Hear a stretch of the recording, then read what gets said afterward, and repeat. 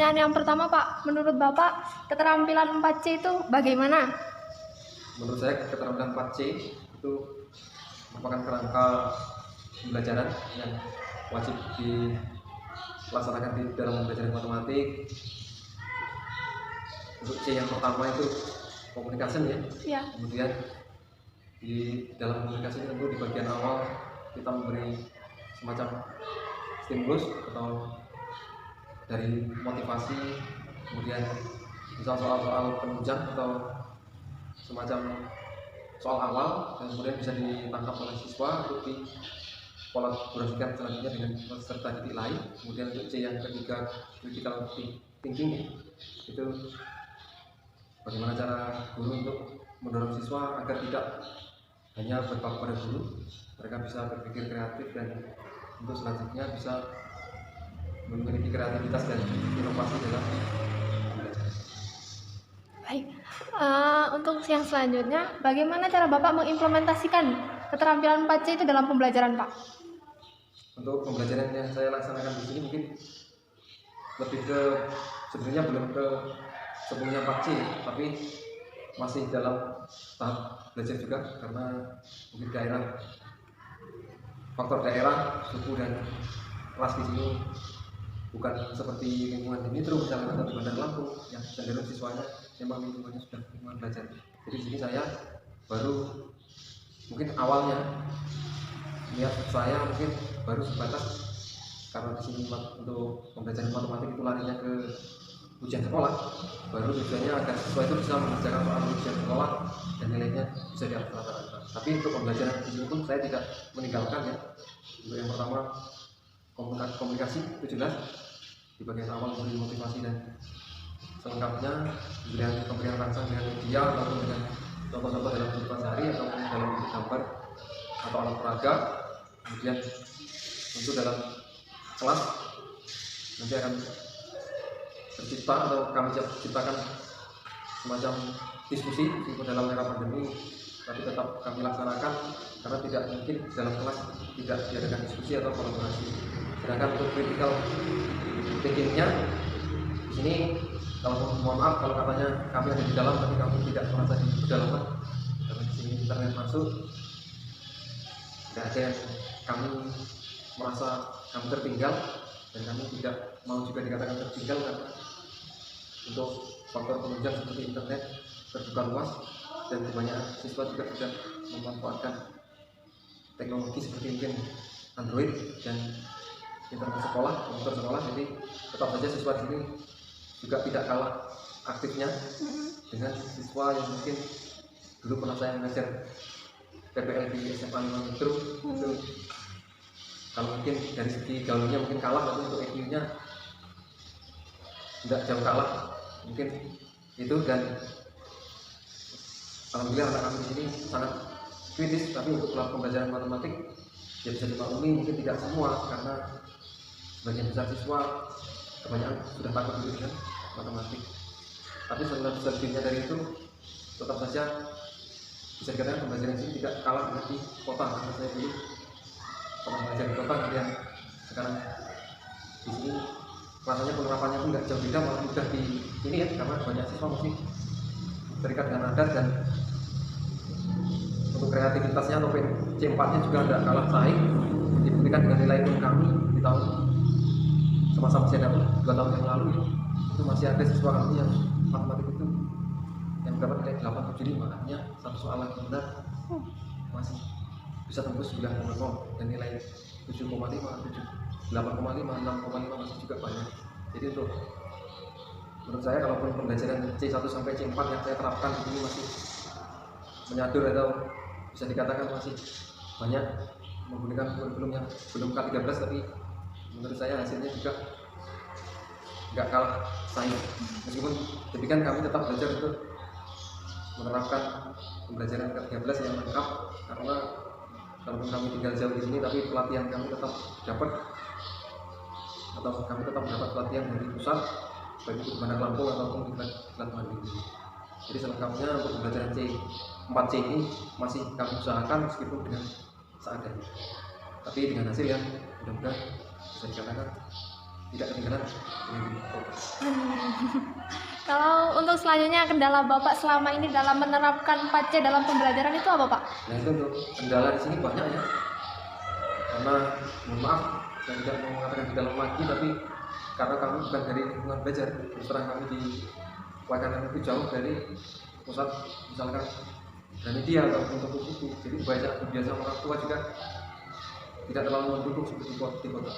Misal metro saja lah ya, mungkin orang tua sudah mendukung sepenuhnya untuk anaknya mengikuti les atau mengikuti pelajaran tambahan. Tapi di sini hanya sebagian siswa yang mau mengikuti pembelajaran tambahan meski oleh gurunya diberikan misal les gratis dan tanda ke rumah, itu masih saja tidak diikuti.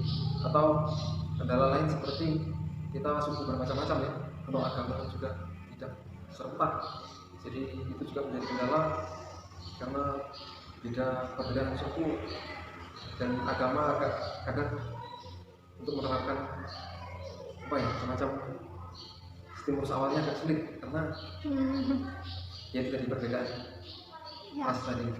Jadi dan kendala lain di sini misalkan untuk matematik sendiri, jangankan kok mau dapat nilai 7 misalkan, kadang baru lihat gurunya bawa buku matematik saja sudah takut dulu. Ya. Itu kebanyakan yang terjadi. Ya. Untuk selanjutnya terkait soalnya, Pak, bagaimana cara Bapak mengubah soalnya itu supaya dikategorikan sebagai soal dengan 4C gitu, Pak? Nah, untuk pertanyaan ini mohon maaf saya mungkin untuk penjawabannya tidak terlalu ini ya. Terus terang mungkin saya bisa dikategorikan guru zaman dulu, tapi sekarang sudah tidak boleh karena kita tidak ketinggalan IT juga, karena yang seperti saya maksud tadi, diklat kami dapat, pelatihan kami dapat, dan internet pun terbuka luas. Di sini untuk mengubah soal menjadi berkriteria 4C gitu ya, lengkap dengan ini. Kalau menurut saya hanya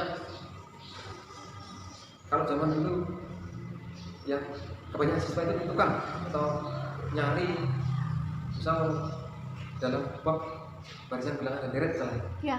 Bisa contohkan lebih ke soal, kalau zaman dulu mungkin soal itu lebih mengarah ke menentukan misal suku ke berapa? 4 atau jumlah suku ke jumlah 4 suku pertama itu kalau yang saya dapat dulu. Tapi kalau ke pembelajaran yang sekarang 4C ini kalau menurut saya lebih ke pembelajaran yang tidak bisa lepas dari hasil atau produk. Misalnya di matematik ini kan arahnya ke ujian nasional atau ujian sekolah, jadi kita tidak bisa mengarah pada produk yang bisa kita lihat dengan proses. Misal kalau ketercapaian saya di 4C di sini yang bisa saya terapkan hanya kesehariannya siswanya.